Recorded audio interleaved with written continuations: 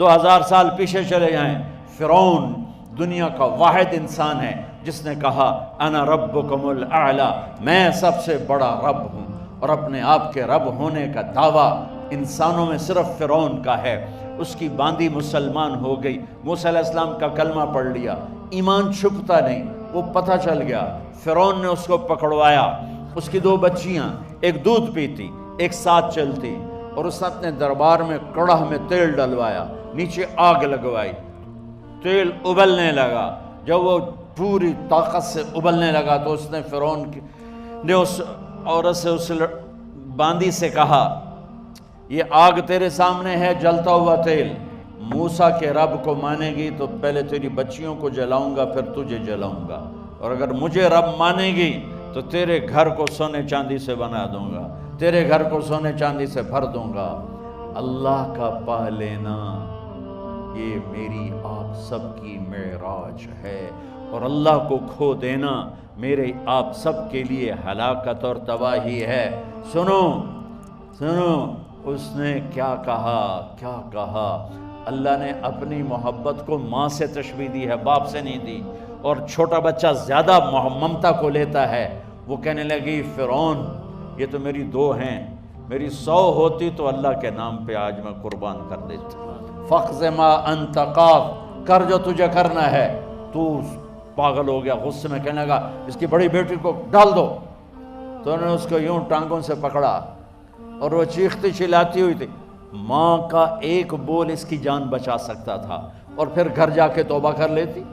وہ کہتی اللہ مجھے معاف کر دے، میں نے کلمہ کفر کہا۔ اس کو ٹانگوں سے پکڑا ہوا ہے، اس کے ہاتھ نیچے جھول رہے ہیں، اور وہ اماں بھی کہہ رہی کہ مجھے بچا لو۔ ماں نے اپنی آنکھوں سے بچی کو تیل میں یوں ڈوبتے دیکھا، اور پھر وہ ابھری جیسے مچھلی تلنے کے لیے، جیسے مچھلی تلی جاتی تو باہر آ جاتی، اوپر آ جاتی، تو وہ ایسے بلبلے اٹھ رہے تھے۔ وہ ایک ہی لمحے میں اس کی تو جان گئی، ایک آنسو کا قطرہ اس نے نہیں نکلنے دیا اپنی آنکھوں سے، اور اپنے دل کو جب مضبوط کیا تو میرے رب کی غیرت، میرے رب کی رحمت محبت حرکت میں آئی۔ اللہ نے ماں کی آنکھوں سے پردہ ہٹا دیا، اور ماں نے اپنی بیٹی کی روح کو نکلتے دیکھا، اور وہ کہہ رہی ہے اصبری یا فإن لک من الأجر کذا وکذا۔ ماں جی ڈرنا نہیں، صبر کرو، جنت تیار ہے، جنت تیار ہے۔ معصوم بچی کو تو پتہ بھی نہیں تھا کہ کیا ہونے والا ہے، اس کو پکڑ کے یوں ڈالا، اس کی تو آہ بھی نہ نکلی، اور وہ مچھلی کی طرح تلی گئی۔ اب پھر ماں کا کلیجہ پھٹا، اللہ نے پھر آنکھوں سے پردہ ہٹایا، اور انہیں اپنی بچی کی روح کو نکلتے دیکھا، اور وہ کہہ رہی ہے اصبری یا فإن لک من الأجر کذا وکذا۔ ماں جی تھوڑی دیر کا صبر، جنت تیار ہے، جنت تیار ہے، جنت تیار ہے۔ اللہ کو پایا سب کچھ پایا، اللہ کو کھو دیا سب کچھ کھو دیا۔ جب اس کو پکڑ کے لے جانے لگے، اس نے فرعون کو دیکھا۔ فرعون اس کی آنکھوں میں آنکھیں نہیں ڈال سکا، نظریں نیچے ہوں گی اس کی۔ کہنے لگی میری ایک بات مانو گے، میری ایک خواہش پوری کرو گے؟ فرعون نے پوچھا کیا؟ کہ جب میں بھی جل جاؤں تو میری اور میری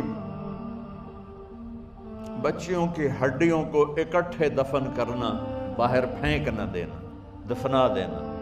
فرعون نے کہا تمہاری یہ خواہش پوری کی جائے۔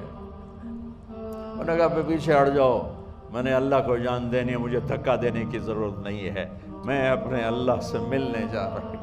سبحان اللہ، جب اللہ مطلوب ہوتا ہے تو موت محبوب بن جاتی، جب اللہ کی نافرمانی ہوتی ہے تو موت سے نفرت ہو جاتی ہے، مرنا عذاب نظر آتا ہے۔